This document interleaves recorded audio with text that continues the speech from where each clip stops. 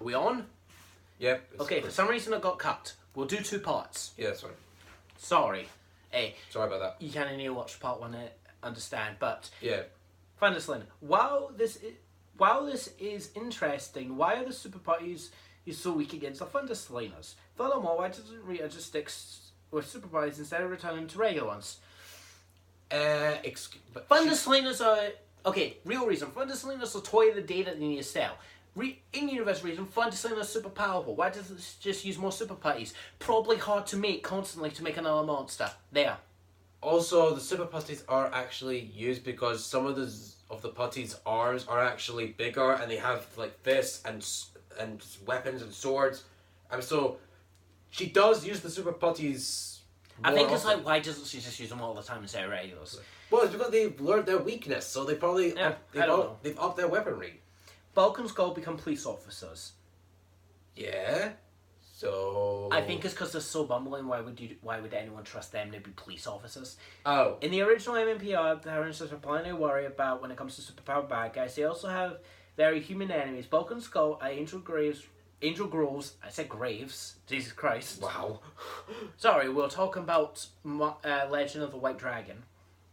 Resident bullies, and while they may not be the greatest villains, they do pick on the innocent and vulnerable. Somehow Bulk and Skull pass all the qualifying tests to become police officers, and they soon become the neighbourhood's law enforcement. Bulk and Skull are nothing but trouble, and even if Angel Grove is tiny, there's no way these guys would be able to perform as police officers. There's no way that they would end up being qualified. Alright, fine, I'll accept that. Okay.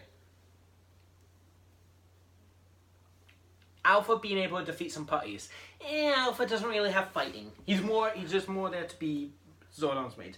Yeah. When it comes to monster fighting, the honour typically falls on the series' titular heroes, the Power Rangers. However, through the show, that's all about the Power Rangers. There's also been a helpful handful assistance by their sides. Alpha and Zordon tend to be the brains behind the Power Rangers missions, though they never venture onto the battlefield. Jesus Christ. Fix your website. I'm back on Bulk and Skull. Alpha is built to handle numbers, which is why it's so ridiculous that he was able to beat up some bad guys on her own. I'm sorry, what now? Alpha doesn't have a gender. No. But still, I don't know. I'm not getting in this debate because I'm sure we'll end up angering people. I'm not getting in this debate. Mm-hmm. Let's just move on. Granted, Alpha has the help of a ridiculous singing squash, but the putties can be hard to defeat, and Alpha isn't a fighter. If Alpha can take down some bad guys, clearly anyone can. I'm pretty sure we've seen everyone who's even tried to fight the putties have defeated them. Anything else? Oh god, this is a big one. Everything about Power Rangers RPM. What? The best season. Fight me. It's definitely a bold and controversial move to move Power Rangers as adopt to the power... Move when Power Rangers RPM adopted to turn the Power Rangers Zords into cars, planes and other vehicles into a Mad Max post-apocalyptic universe. It's beyond ridiculous, and there really isn't a theme that meshes well with the rest of the franchise and its lore. Alternate dimension. Hello! This series just embraces race, cars and vehicles, and what's so creative about that? It's one of the most self-referential series that takes shots at Power Rangers as a whole. And that's what makes it so good. It has amazing characters. Dr. K is the best character in all of Power Rangers as a series. Yep. I'd say she's better than Bulk and Skull, and we constantly say how they are so great. Mm-hmm. The RPM Rangers suits have tires on the helmets, just in case you didn't pick up on the car motif. Sentai, you can't really help that. Yeah. Even before this, Power Rangers Turbo had already turned to cars. Both seasons didn't offer much, and both are better off ignored. I'm sorry. Turbo, yes. RPM is the best season of Power Rangers.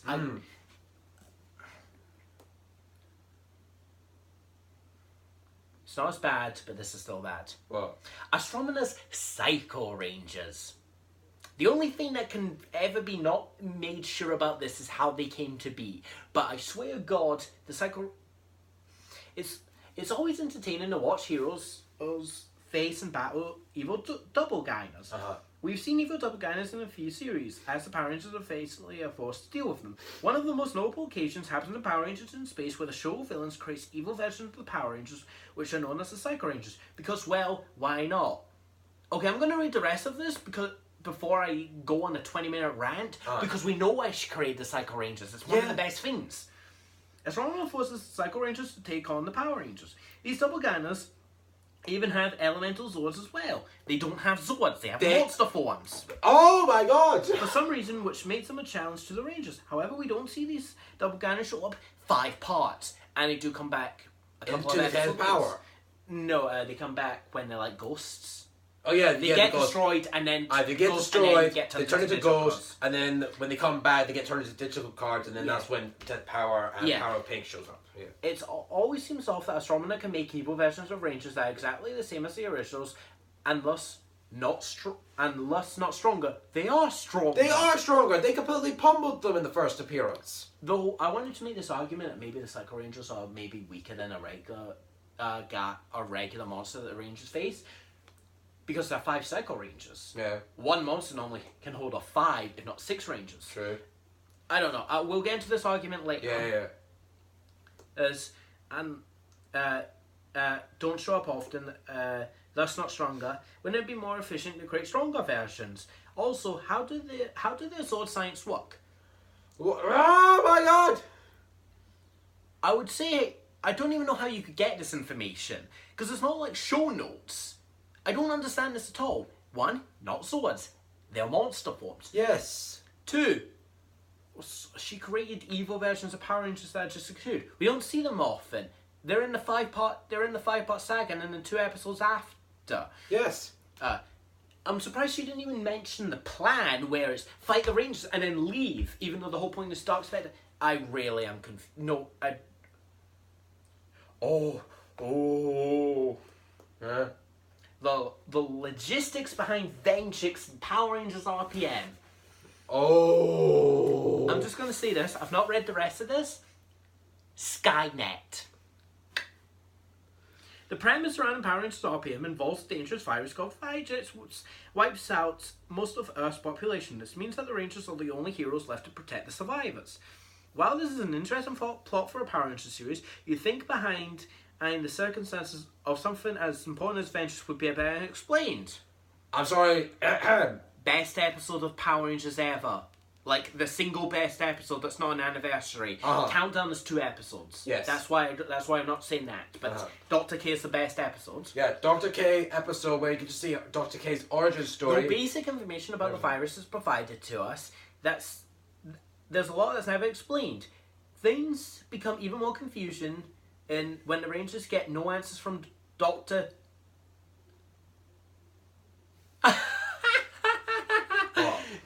Okay, I don't know where the hell this person got the information from. Okay. Got no answers from Dr. Z. Okay. This guy's a complete... Oh, wow. I'm just saying the screen rant. I don't mean this in a bad way. Learn about what you're talking about before you write things that make no sense about it. Watch the damn show. Not even watch the show. Get notes. Yes, actually look at Rangers Weekly. Though it's clear that Power Rangers RPM wanted to use the virus to set up for a darker in-tone series, it's strange how they're not given any details about Vengeance. We are. It's in the best episode of Power Rangers ever. And the opening, where Dr. K created Vengeance, it got out, and then in the start of RPM, it's explained that Vengeance basically crippled the world's economy, made nuclear war happen. Yeah. I mean, come on. It's like this guy never even watched RPM. 15, Blue Centurion. I don't know what makes no sense. Okay, what makes no sense about him? Okay, I'm sorry, what? The Power Rangers team up with a number of strange allies during their many quests across space and time. However, when someone makes a particularly strong impression, is the vigilant Blue Centurion. The Blue Centurion is a character mashup of different sci-fi concepts. He's a time-traveling space police android who goes back in time to order the Turbo Rangers for the dangers that lie ahead. I kind of keep forgetting he was a time traveler. I always just thought he just existed. No, he's a even time though I traveler. know about this. Time travel can be difficult for shows to cover since it creates a lot of plot holes. For example, why doesn't the Blue Centurions feature android police force send back-in-time agents when there is trouble? Also, why don't they try and work alongside Rangers in the future? They send it back in time because Countdown happened, and it's obvious that the Rangers died during Countdown. Exactly. The Blue Centurion was sent back in time because I think he was probably the only one left. What? Oh my god! I've never seen him like this. What the heck happened? I don't know if this is worse than Dr. Z. Okay, what? Super Mega Force, Gold Ranger. What? Okay. Oh. Cam. Oh, Power Rangers. I'm gonna put this. I'm gonna put this there. Good idea. Oh God. It's okay. Oh, help! Oh, my Power Ranger sprayed. Oh, my Ranger part of my brain has gone nuclear. Oh, Like, no, that's not. You go. I'm gonna need a minute. Oh. and I thought See, if you don't know us, we have personal talks about whether or not should the Gold Zeo Ranger be called the Black Zeo Ranger. Uh-huh. We're not getting into that. It's just we're very particular on how Rangers are named. Yeah. Named. I say the Quantum Ranger should not have been in Forever Red because he's not a Red Ranger. He's a Quantum Ranger. Never mind. But the Gold Ranger. Oh, okay. Oh, God help. Power Rangers has turned into an institution and has provided decades of entertainment and still isn't showing signs of slowing down. Okay, after Hasbro brought, it's really picked up. With Power Rangers series approaching its 20th anniversary. Okay, so we know when this was made. This was made during Super Mega Force. That's fine. Anniversary. The franchise decided to do something special for the occasion and go all out. Ha. I like how they say go out, even though I'd say Power Rangers Megaforce and Super Megaforce is the laziest season they've ever done. Which is understandable. While this is understandable, Power Rangers Super Megaforce decided to make its Silver Ranger absorb the power of all previous 20. I'm sorry, what? No, not Blue Wait. Centurion. He did not count. He was a special one. Yeah. Not Magnum Defender. Nope. He's not on the suit because of Sentai, but I think the Titanium Ranger will be on there. So, Quantum Ranger. Dino. Did he get White Dino Thunder? Yeah, he did. Ah, damn it. Essentially, what we're saying is you're wrong. Yeah. This created an extremely overpowered character that raises a lot of questions. Plus, the super tacky Power Rangers badge look of his suit leaves a lot to be desired. Also, I like how they say it's the Silver Ranger here. Yeah, make up your mind. It's a silver or gold. I will agree, it looks tacky as hell, and the thing does make him overpowered. Power Rangers get trapped in a musical. This is a Power Ranger episode. It's one episode. One. Musical episodes tend to be polarized in installments in the franchise. Fans either love or loathe these stylistic departures. However, in Power Rangers' case, it doesn't even look like the cast were particularly excited for the episodes. Yeah, apparently, according to some interviews, they didn't like it. Yeah. Power Rangers Zeo contains an episode titled Another Song and Dance, which Tommy and Tanya become victims to a bizarre spell that forces them to say everything they say. Needless to say, it's a fairly absurd plot, and neither of the actors are professional singers. Also, in the situation, would the curse even lead to an opponent's defeat? I don't know. I didn't know. I mean, they sang, but they still defeated the villain as they would if they didn't sing. Which one was Master Vile?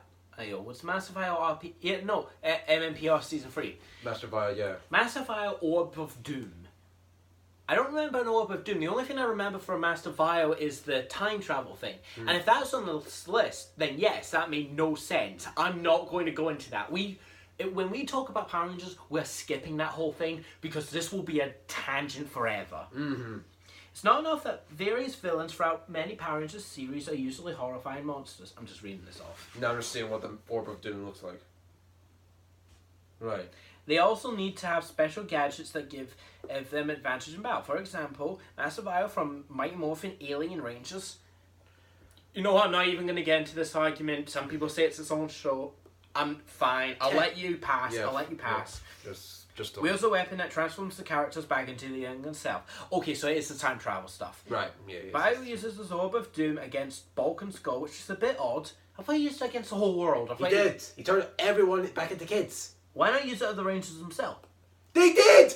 That's why it was aliens. That's why the alien Not Rangers to came! mention, the mental toll of such a transformation would put Bulk and Skull probably leave them permanently messed up.